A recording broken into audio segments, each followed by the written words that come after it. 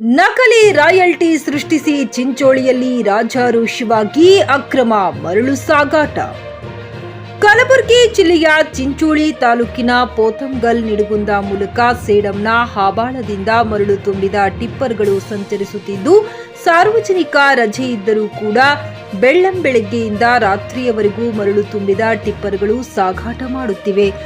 ಇದಕ್ಕೂ ತನಗೂ ಯಾವುದೇ ರೀತಿ ಸಂಬಂಧವೇ ಇಲ್ಲದಂತೆ ಇರುವ ಸಂಬಂಧಪಟ್ಟ ಅಧಿಕಾರಿಗಳು ಆದಷ್ಟು ಬೇಗ ಇಂತಹ ಕೆಲಸದಲ್ಲಿ ತೊಡಗಿರುವ ರಾಜ್ಯದ ಬೊಕ್ಕಸಕ್ಕೆ ನಷ್ಟ ಉಂಟು ಮಾಡುತ್ತಿರುವರನ್ನು ಎಡೆಬುರಿ ಕಟ್ಟಿ ಕಾನೂನು ಕ್ರಮ ಕೈಗೊಳ್ಳಬೇಕೆಂದು ಜಟ್ಟೂರು ಗ್ರಾಮ ಪಂಚಾಯಿತಿ ಮಾಜಿ ಅಧ್ಯಕ್ಷ ವೆಂಕಟರೆಡ್ಡಿ ತಮ್ಮ ಆಕ್ರೋಶ ಹೊರಹಾಕಿದರು.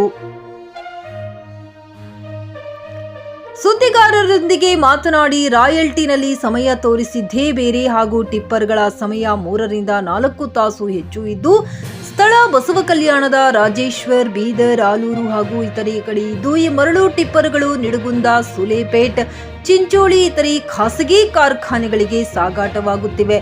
ಇದಕ್ಕೆ ಸಂಬಂಧಪಟ್ಟ ಅಧಿಕಾರಿಗಳು ಮೌನವಾಗಿರುವುದು ಏಕೆ ಎಂಬುದೇ ಯಕ್ಷ ಪ್ರಶ್ನೆಯಾಗಿದೆ. ಮುಂದಿನ ದಿನಗಳಲ್ಲಿ ಸಚಿವ ಶರಣಪ್ರಕಾಶ್ ಪಾಟೀಲ ಮತ್ತು ಸಚಿವ ಪ್ರಿಯಾಂಕ ಖರ್ಗೆ ಅವರಿಗೆ ಸೂಕ್ತ ಕ್ರಮ ಜರುಗಿಸುವಂತೆ ಮನವಿ ಮಾಡಿಕೊಳ್ಳುತ್ತೇನೆ ಎಂದು ಹೇಳಿದರು.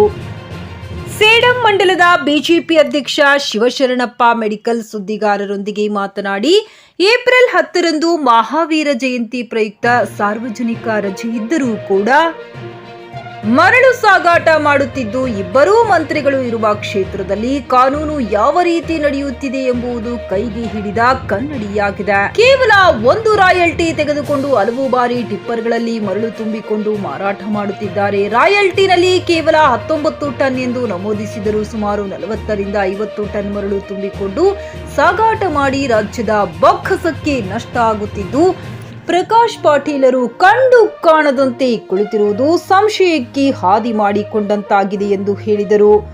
ಹೆಸರಿಗೆ ಮಾತ್ರ ಟಾಸ್ಕ್ ಫೋರ್ಸ್ನ ಅಧಿಕಾರಿಗಳು ಹಾಗೂ ಚೆಕ್ ಪೋಸ್ಟ್ ಇದ್ದು ಇಲ್ಲದಂತಾಗಿದೆ ಎಂಬುದಕ್ಕೆ ಇದು ಸಾಕ್ಷಿಯಾಗಿದೆ. ಒಟ್ಟಿನಲ್ಲಿ ಏನೇ ಆಗಲಿ, ತಾಲೂಕಿನಲ್ಲಿ ಅಕ್ರಮ ಮರಳು ಮಾಫಿಯಾ ಮಾತ್ರ ನಿರಂತರವಾಗಿ ನಡೆಯುತ್ತಿದೆ ಎಂಬುದಕ್ಕೆ ಇದೇ ಸಾಕ್ಷಿಯಾಗಿದೆ. ಉಸ್ತುವಾರಿ ಮಂತ್ರಿಗಳು ಆದಷ್ಟು ಬೇಗ ಇಂಥವರನ್ನ ನಿರ್ದಾಕ್ಷಿಣ್ಯವಾಗಿ ಕಾನೂನು ಕ್ರಮ ಕೈಗೊಳ್ಳಬೇಕು ಎಂಬುದು ಸಾರ್ವಜನಿಕರ ಅಭಿಪ್ರಾಯವಾಗಿದೆ. ರಾಜೇಂದ್ರ ಪ್ರಸಾದ್, ಚಿಕ್ಕಿ ನ್ಯೂಸ್ ಕನ್ನಡ, ಕಲಬುರಗಿ. ಒಂದು ರಾಯಲ್ಟಿ ತಗೊಂಡು ದಿನ ಕಂಟಿನ್ಯೂ 4-5 ಟ್ರಿಪ್ ಮಾಡ್ತಿದ್ದಾರೆ ಇವರು. ಅಂದ್ರೆ ಇದು ಯಾವ ತರ ರಾಯಲ್ಟಿ ಮಾಡ್ತಿರೋದು? ರಜೆ ದಿವಸ ಅವ್ರು ಹೇಳೋರು, ಸಂಡೇ ಆಗಲಿ ಯಾವ್ದಾಗಲಿ ರಜೆ ದಿವಸ ನಾವು ಮಹಾವೀರ ಜಯಂತಿ ದಿವಸ ರಜೆ ಇದೆ ಅಂತ ನಾನು ಡಿ ಅವರಿಗೆ ಖುದ್ದಾಗಿ ಮಾತಾಡಿನಿ. ನಾನು ಫೋನ್ ಮುಖಾಂತರ ಮಾತಾಡಿನಿ ನಾನು. ಅಂದ್ರೆ ಅವ್ರು ಇವತ್ತು ರಾಯಲ್ಟಿ ಇಶ್ಯೂ ಮಾಡಲ್ಲ ಅಂತ ಹೇಳ್ತಿರ್ತಾರೆ ಅವರು. ಈಗ ಇದು ರಾಯಲ್ಟಿ ಇಶ್ಯೂ ಮಾಡ್ಯಾರ ಇವರು, ಇದೇ ಕಡೆಯಿಂದ ಇದು ಅಂತ ಕೇಸಿಂದ ತಾವೆಲ್ಲರೂ ವಿಚಾರಣೆ ಮಾಡಬೇಕಂತ ಬಂದಿದ್ದೀವಿ. ಆ ಬಿದರ್ ಹೋಗೋದಿಲ್ಲ, ಇಲ್ಲೇ ಎಲ್ಲಿ ಫ್ಯಾಕ್ಟ್ರಿಗೆ ಸಕ್ರೆ ಫ್ಯಾಕ್ಟ್ರಿ ಕಾರ್ಖಾನೆಗಾಗಲಿ ಅಲ್ಲಿ ದಿನ ಒಂದು 4 ಟ್ರಿಪ್ ಮಾಡಿ ಸಂಜೆ ಕಡೆ ಒಂದು ಬಿದರ್ ಹೋಗಿರ್ತಾರೆ ಅವರು.